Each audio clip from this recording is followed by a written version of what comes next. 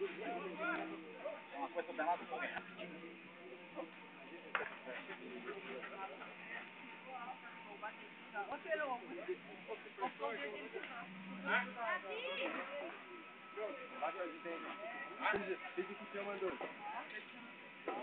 Vai, você tem que ir ali no...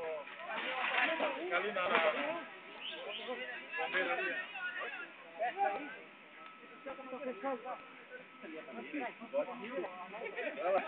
É um bicho ali, gente. Olha, se eu for a tua apartamento. Mas não adianta também ir ali com tudo. Eu não vou expor ninguém ali. Aí um se mata ali, uma situação vai ficar. Não entra lá no jornal.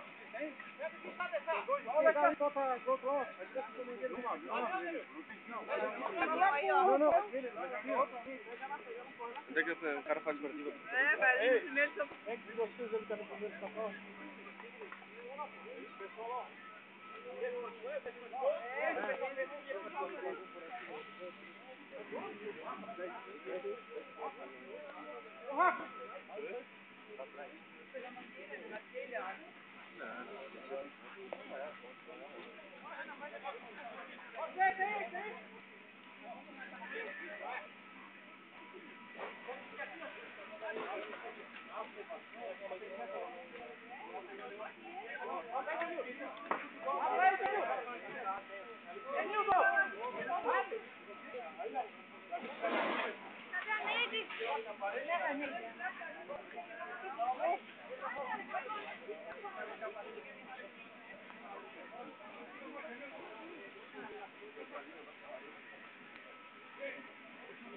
A parede dali tá doida pra cair, ó.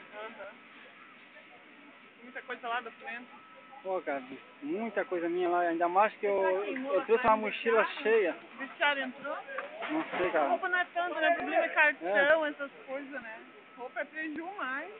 Pior o documento que se incomoda o mundo.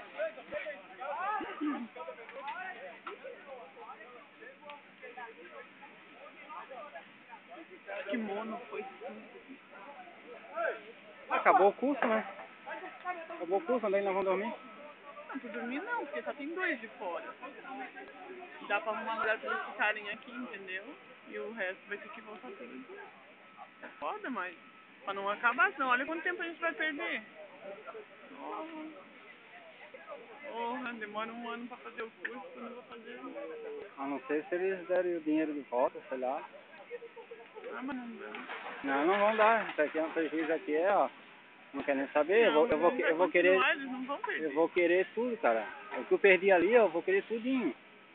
Não vou perder por nada não, tá louco? Pagar 900 conto pra perder uma coisa dessa ainda.